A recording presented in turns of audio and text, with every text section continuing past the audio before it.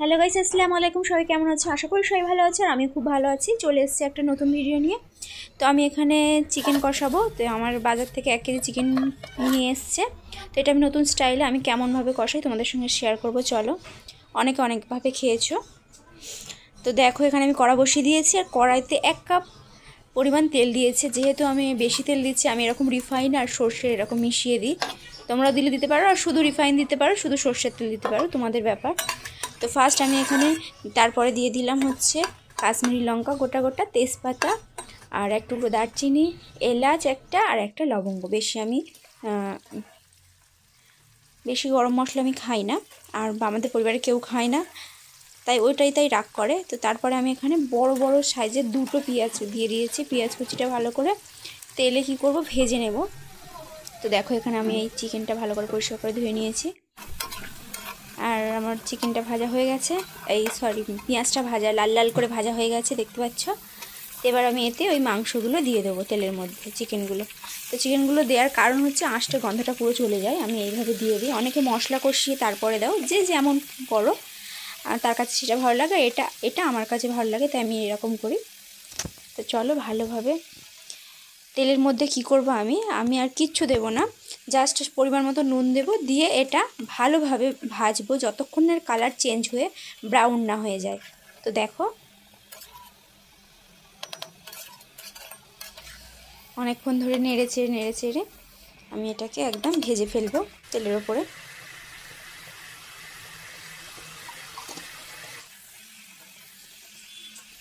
জলও দেবো না, কিচ্ছু দেবো না, জাস্ট তেলের ওপরে এইভাবে ভেজে নেব।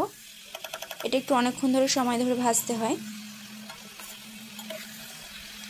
গ্যাস আমি আস্তে করে দিই, মাঝে মাঝে জোরে দিতে পারো, মাঝে মাঝে আস্তে। যখন দেখবে জলটা অনেকটা বেরিয়ে গেছে তখন গ্যাসটা জোরে দিয়ে দেবে, আর যখন জল মরে যাবে তখন আবার আস্তে দিয়ে এইভাবে ভেজে নেবে। দেখো, আমার চিকেনের কালারগুলো ব্রাউন ব্রাউন হয়ে গেছে, দেখো। তো আমার ভাজা হয়ে এসছে। তা এবার কি করব, আমি এর ওপরে আদা রসুনের পেস্ট দেবো। তোমরা 2 চামচ আদা 2 চামচ রসুনের পেস্ট দিতে পারো, আমার একসঙ্গে বাটা আছে এখানে। তো এইভাবে আমি মশলাটা সব তেলের উপরেই দেবো, দিয়ে আমি এরকম নাড়াচাড়া করবো। তো এবার দেবো আমি হচ্ছে জিরে মরিচের গুঁড়ো 1 চামচ, হলুদ গুঁড়ো 2 চামচ, লঙ্কার গুঁড়ো যে যেমন খায়, আর দেবো হচ্ছে গোলমরিচ গুঁড়ো 1 চামচ মতো। এটা গোলমরিচের গুঁড়ো, এটা ধনে গুঁড়ো 1 চামচ। আর এই গোলমরিচের গুঁড়োও দেবো ছোটো চামচের 1 চামচ মতো, তোমরা দেখতে পেলে। তো এবার এগুলো কী করবো, ভালোভাবে মিক্সড করে নেবো, নিয়ে ভালোভাবে তেলের উপরে এগুলোও ভাজবো। দেখো, এখনও কিন্তু আমি জল দিইনি, ওইভাবেই রান্নাটা হয়ে যাচ্ছে।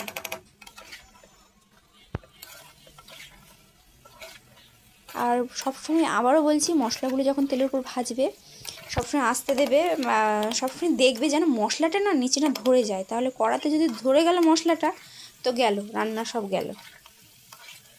দেখো আমার কালারগুলো, চিকেনের কালার কেমন আস্তে আস্তে সব চেঞ্জ হয়ে যাচ্ছে মশলা দেওয়ার পরে। তো এইভাবে নেড়ে চেড়ে আমি কি করব, এবারে এই অল্প মতো, দেখো কতটা জল দিচ্ছি, 1 কাপ মতো জল আমি দেবো।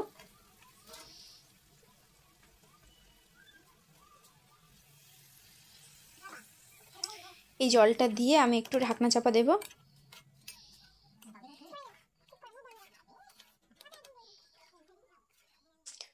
আর ঢাকনা চাপা দিয়ে 2 মিনিট মতো রাখবো, রেখে এই জলটা নিয়েই কষাবো। 15 মিনিটের মতো আমি কষাই এরকম আস্তে দিয়ে গ্যাস। তো আবার খুলবো, দেখো আবার নাড়াচাড়া করেই যাব। এই জলটা কষিয়ে জলটা মারবো আমি, মাঝে মাঝে ঢাকনা দেবো, আবার কষাবো, এইরকম করেছি। আর ক্যামেরাতে যতটা পেরেছি তুলেছি, আর বাদ বাকি সব ক্যামেরার পিছনে, তোমরা জানো। দেখো, আমি নেড়েই চলেছি যতক্ষণ না হাত ব্যথা হয়ে যায়, নেড়েই যাও। যত মাংস যত কষাবে তত টেস্ট হয়, সবাই জানো এটা। তো এবার আমি একটু রং হওয়ার জন্য কাশ্মীরি লঙ্কা আবার দেবো, এটা দিলে চিকেনের কালারটা সুন্দর হয়। দিয়ে আবার নাড়াচাড়া করবো। দেখো, এখনও জল আছে, অনেকটা জল মরে গেছে, তাও আছে।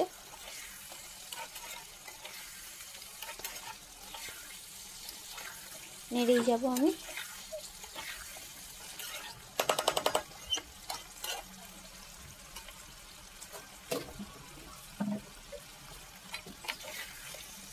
নাড়াচাড়া করেই যাব। আবার একটু ঢাকনা চাপা দেবো, আবার নাড়বো।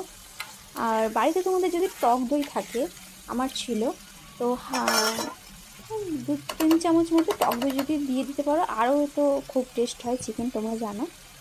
সে যে কোনো গোশেই দাও বা মাংসতে দাও, টেস্ট হয়। তো আমি এখানে টক দই দিয়ে দিলাম 3 চামচ মতো, তোমরা দিলে হয়ে যাবে। 2-3 চামচ দিলে হবে। এবার দিয়ে ওটাও দিয়ে এর সঙ্গে ভালো করে কষাবো। দেখো কষাতেই থাকবো।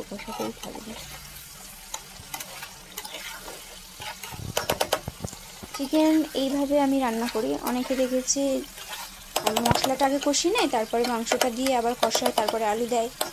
আর চিকেনে আমি প্রায় খুব কম বললেই চলে, আমি আলু দিই না বললেই চলে। দেখো মশলাটা কেমন কষিয়েছি, তেলগুলো একদম এবার উঠে আসছে আর জলটা পুরো মরে গেছে। আর নিচে দেখবে হালকা মশলা লেগে যাচ্ছে, তাহলে ভাববে যে মশলা কষানো হয়ে গেছে। আর আদা রসুনের গন্ধটা না চলে যায়, গিয়ে একটা খুব সুন্দর গন্ধ আসে, তখন বুঝে নিতে হবে যে তোমার মাংসটা কষানো হয়ে গেছে। যারা কিছুই জানো না রান্নার মাংসের, আমার এই ভিডিওগুলো দেখতে পারো। এই ভিডিওগুলো থেকে অনেক আইডিয়া পাবে, আমি অনেক ক্লিয়ার করে বলে দিই। আর আগে থেকে আমিও প্রথম যখন রান্না শিখেছি এইরকমই সব কিছু এরকম দেখে। এবারে আমি জল দেবো, আমার কষানো হয়ে গেছে। আর একটু আমি অল্প ঝোল রাখবো, বেশি না, গায়ে থাকবে, কারণ আমি এটা পরোটার সঙ্গে খাবো, পরোটা ভাত যা কিছুই, ওই জন্য আরও গায়েও করতে পারো। আর আমি একটু পরোটার সঙ্গে খাওয়ার জন্য একটু ঝোল রাখবো। এবার আমি চাপা দিয়ে দিলাম, আর এটা একদম আস্তে দিয়ে 5 মিনিট এরকম রেখে দেবো। তো 5 মিনিট পরে দেখো আমার মাংসগুলো কেমন ফুটছে। আবার নাড়বো চাড়বো দিয়ে আবার বসিয়ে দেবো 2 মিনিট পরে। 2 মিনিট পরে দেখো আমি আবার ঢাকনা খুলেছি। এবার কি করব, গরম মশলা, গুঁড়ো গরম মশলা ওপর থেকে ছড়িয়ে দেবো, দিয়ে এটাও ফের 2 মিনিট রেখে দেবো। রেখে দিলে এবার আমার চিকেন একদম রেডি। এনে নিয়েছি, দিয়ে 2 মিনিটের জন্য এই চাপা দিয়ে দেবো, ব্যাস চিকেনও আমার সেদ্ধ। দেখো চিকেনের কালারটা কত সুন্দর এসছে।